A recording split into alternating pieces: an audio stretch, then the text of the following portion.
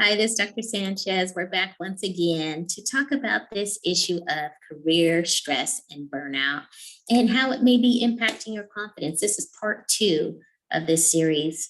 Now, we talked a lot in the first episode about how career stress can impact your confidence, how it can impact your performance at work. And, women understand the concept of burnout all too well. Many of us have struggled for decades, if you will, with trying to really find that integration or that balance between work, family, and other interests. But it is something that has to continually be monitored because it can run away with you if you don't keep track of it. There is an official definition of burnout. If you aren't familiar with that, that was created by the World Health Organization, or the WHO, and they've really declared it as a syndrome that refers specifically to this phenomena that's in an occupational context, and it can result from chronic workplace stress that has not successfully been managed. So it's not just about you're stressed out about your job, but if you're in a position that you're working and part of the job is causing the stress that's impacting you both personally and professionally, then you're dealing with burnout. Now, the WHO has taken it one step further by stating that burnout in of itself, it should not be applied to describe any other areas of your life. So this is just about burnout in regards to work, but it does have negative effects that can be very pervasive. Even before the pandemic, many companies were trying to prioritize things like employee well-being and health and wellness.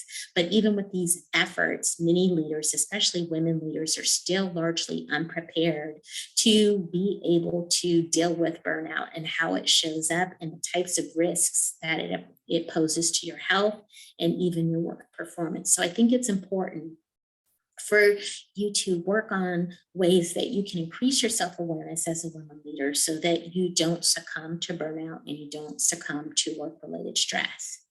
So some of those questions I want you to ask yourself are things like, do you feel run down?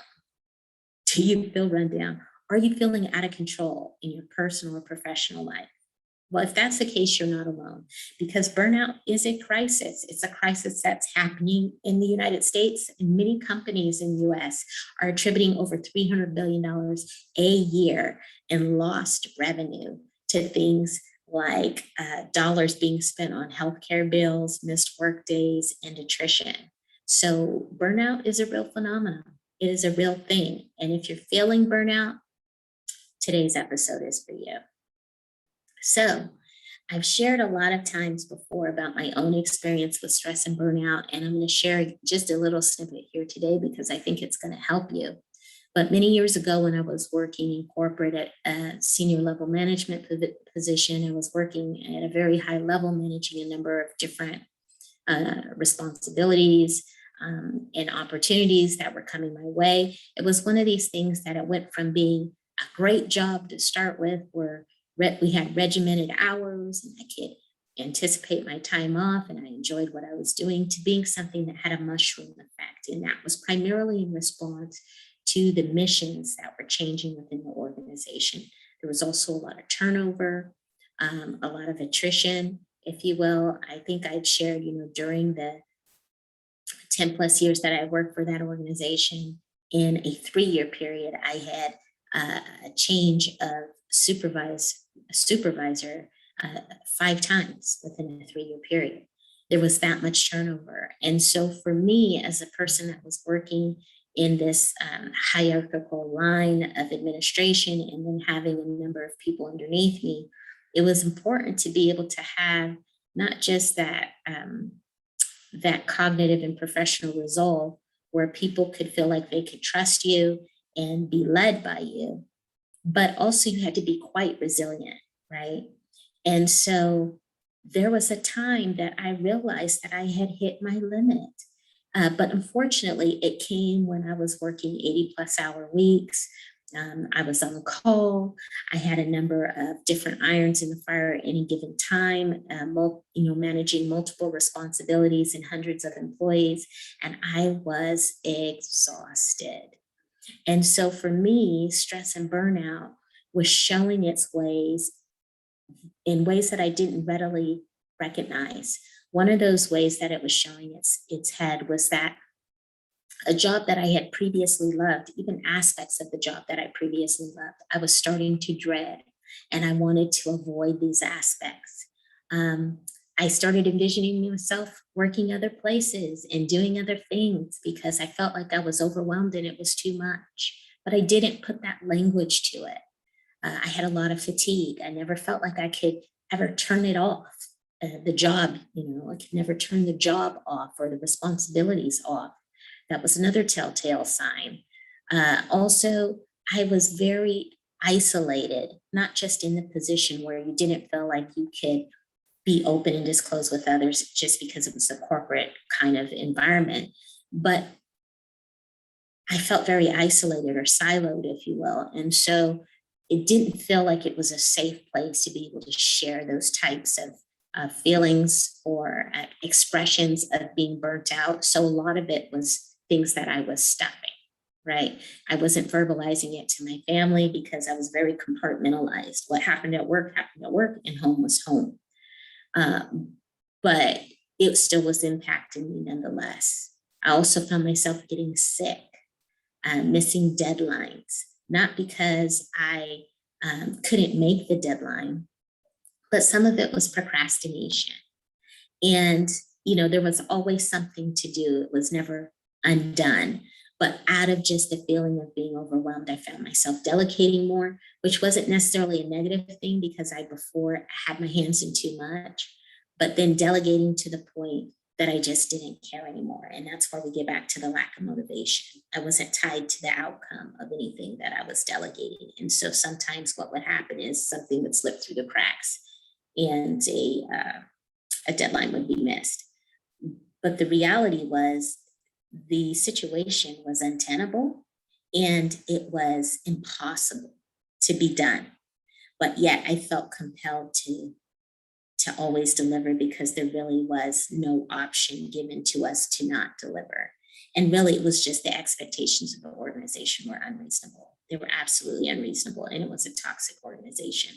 So for me, I had to ultimately leave. That was a desire to leave out of experiencing stress and burnout.